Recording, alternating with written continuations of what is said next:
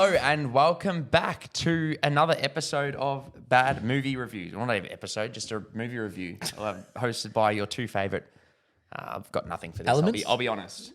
Nah, it's just, just doesn't exactly work. I guess a couple of fire lads, That's why I didn't go for it. That is purely why. Regret that. It wasn't bad. It was absolutely trash, but opposite of the film.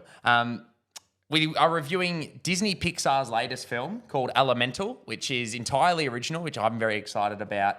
Well, not so much entirely, but not necessarily a sequel, which Pixar have been kind of doing, or I guess even related to the entities they have, like Lightyear is obviously Pixar, which related to Toy Story, but entirely original film directed by Peter Son, who has previously worked with Pixar before directing The Good Dinosaur, which came out in, I think, 2016 or so, but plot, to keep it as short and as basic as possible without giving you any spoilers, it follows a character, Ember, who is at the fire element, and Wade, who is a water element within a city that's where they all live together and coexist, and I guess a Romeo and Juliet kind of story in a way. Yeah, correct. It was very like 1960s, 1970s kind of like vibe, as in like the when more nationalities started to kind of like join America. It explored a lot of those like culturalism throughout that and too.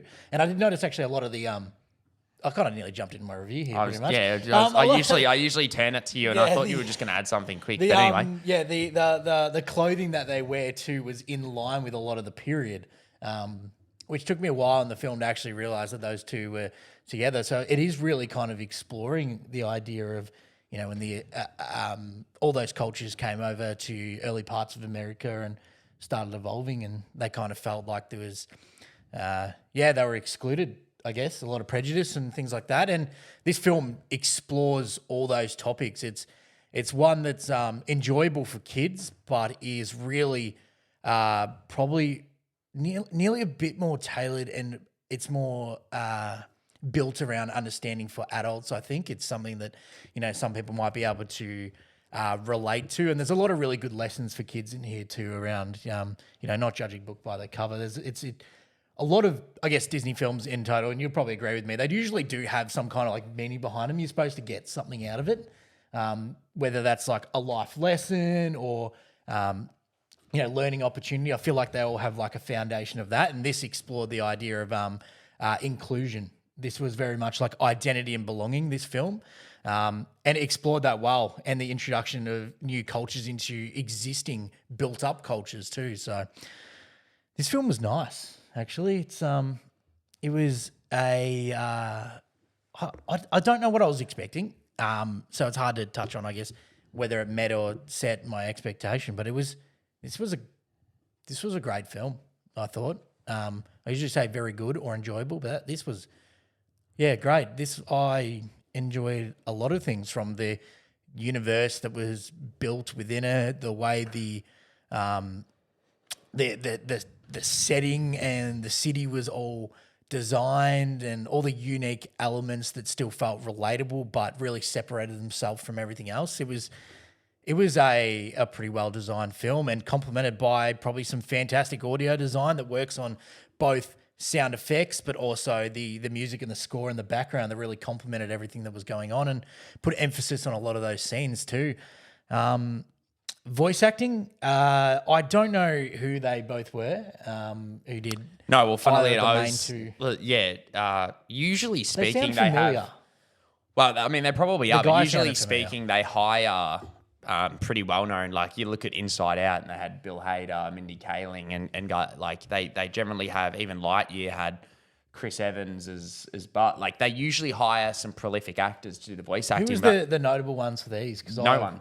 Well, that's what I mean. Who like, were the main were two? Because they deserve some shout out there. I'm not going to pronounce that. I'll be fully honest with you. Yeah, that is fair. But they hired genuine, like they've hired actors, but they're probably more unknown. So it's kind of they don't have a Chris Hemsworth or a Timothy Chalamet. Like they've seemed to hire unknown.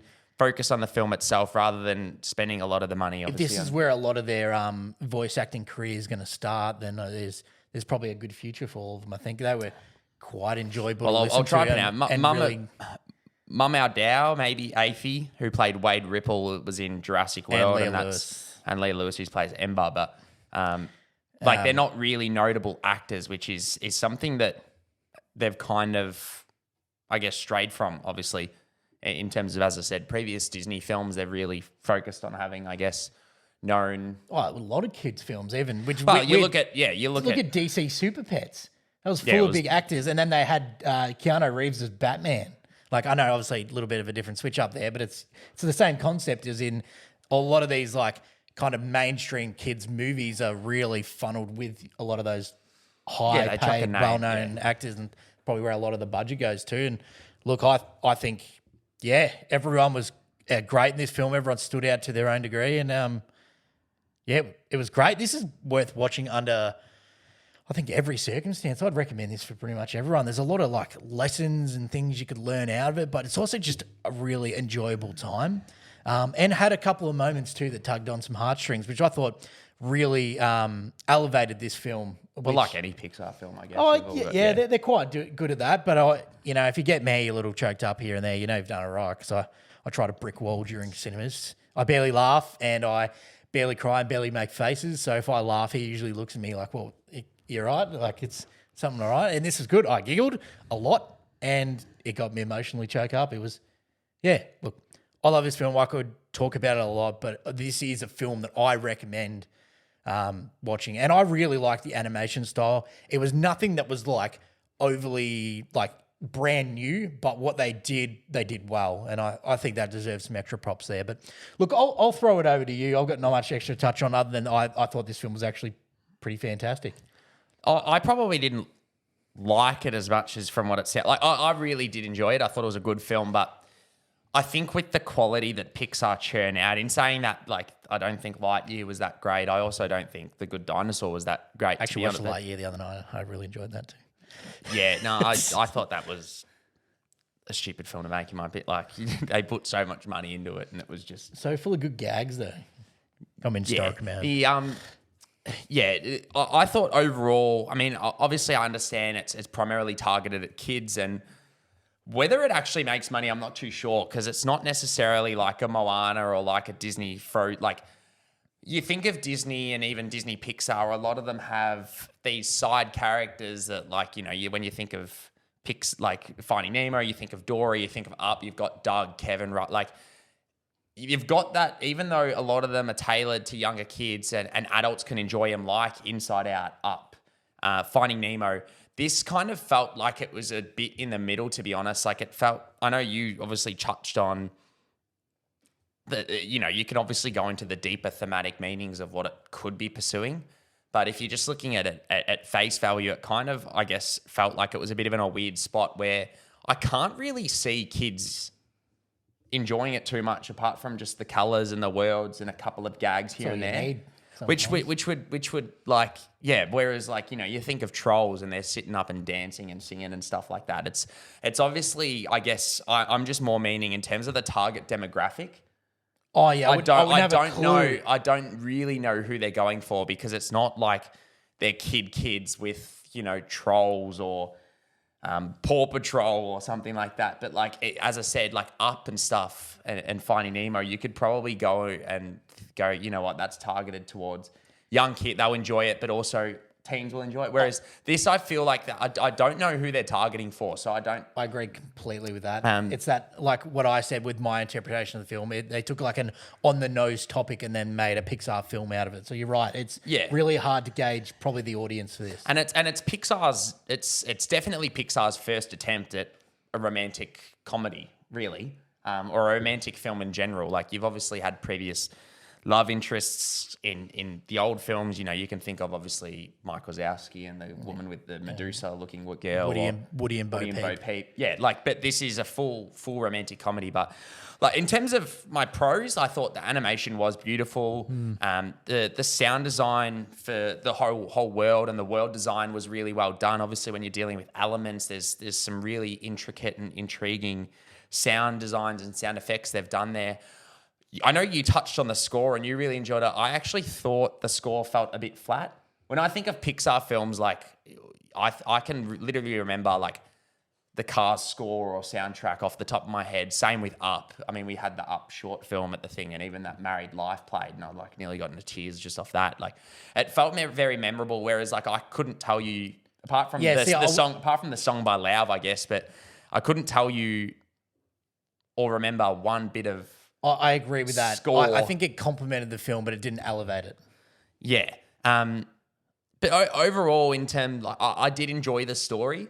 For sure. I thought the voice acting was great, and there's definitely a lot to enjoy here. It's heart, like it's full of heart. It's got its comedic moments.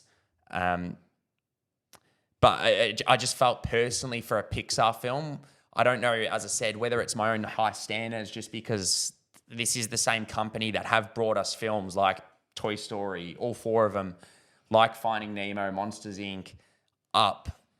I'm talking like the upper echelon of animated films. I just felt like it was fine. Yeah. It was a good film. I would happily watch it again. It just kind of felt a little bit flat in areas to me. But no, I fully agree with you in what you were saying, though, on the other side of it. It is full of heart. It does have, the tug at your heartstring moments. It just, for some reason, I don't know what it would have taken to take it to that next level. For me, it was my interpretation of the plot of that exploration of like 1960s, 70s Puerto Rican Americans all coming all together into like a scenario. I know what you mean. And there was a lot of those themes, and I was like, I think they're exploring that really well. I know what you mean for sure. I actually thought that, like, to get to that level, and I did notice that personally with this film. I thought that was like, you'd almost have to look really deep to get it. Whereas, like, if I look at a film like Inside Out, it's like that film's really obviously talking about growing up, mental health, and it's quite easy. It's on the surface. It's on the surface, whereas this film, on the surface, it really is just a love story about, I guess, the things that in the deeper meaning side of things, it's a love story about belonging, where, identity, who you are, identity, belonging. Which I really enjoyed to get to that level, which I also picked up on. I thought it was very much going in that way. I thought it was at the start, and then it kind of just didn't, I guess, delve more into that, which I kind of not necessarily was hoping for. It was just more what I was expecting. Yeah, that's fair. Because, like, even, you look at all Toy Story films, like Toy Story 4, you also had identity, belonging, what you hear, like, it's something that I guess Pixar have done before. It was probably just their romantic comedy, and it very much is like a Romeo and Juliet. It's about two. Romeo and Juliet. No, Is that a Disney film? No, DreamWorks, I think. Oh, okay. It was very much star-crossed lovers who shouldn't be together because one's from one family, one's from. It felt like the actual plot itself is not something that's brand new, which for an original Pixar film is something I really hope. Like, when you think of Finding Nemo, even though it's obviously about a lost fit, but like Toy Story, Finding, as I said, they're so good at making these original films. And while this is an original, I love the world building, the characters, all the design. It just felt the story. I felt like they possibly could have done a little bit more in that area. That's fair. Because it just felt like something I've seen before. But as I said at the start of the review, it is very much a kid's film. I'm sure they'll go to it and enjoy the colors and things like that. But it's not, Frozen or Moana level where there's songs they can get into. There's the little side, cute little side character. Hey. Like, we saw the trailer for Wish, for instance. We're not going to forget about Claude in this film. That's the thing. He's in it for 3 minutes.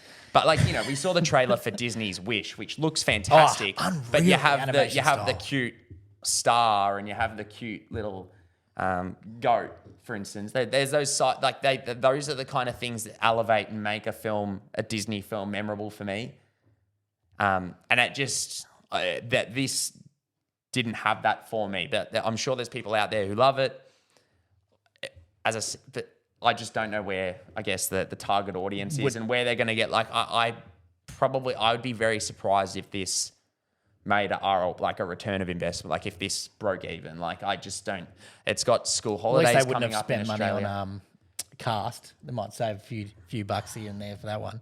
For me, the moment this movie started, I was like, okay, so this is animated West Side Story, but without the singing.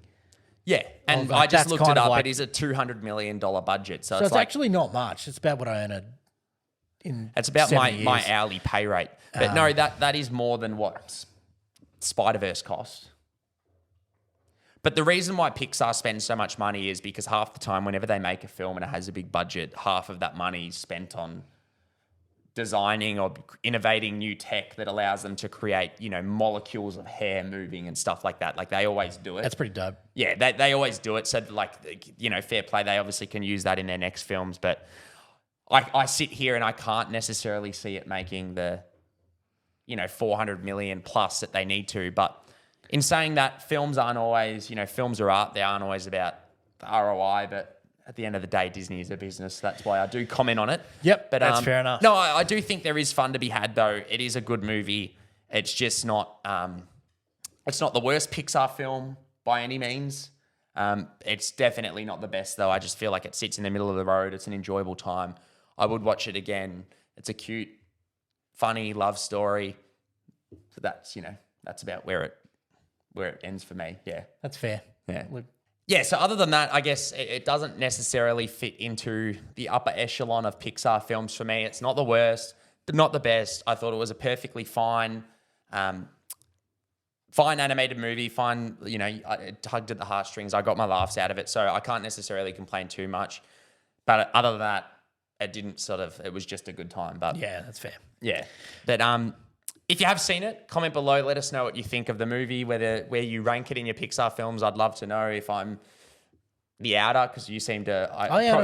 You seem really to soaked it up. You seem to like it a bit more than me. But without further ado, please subscribe for more. We will be back next week with a review of whatever comes out. I believe it's No Hard Feelings, the J-Law comedy. So if you're watching this and you're a kid, you probably won't want to watch that review by any means, or that film. But other than that, thank you for tuning in, subscribe, and we'll catch you next time. Awesome. Thanks, guys.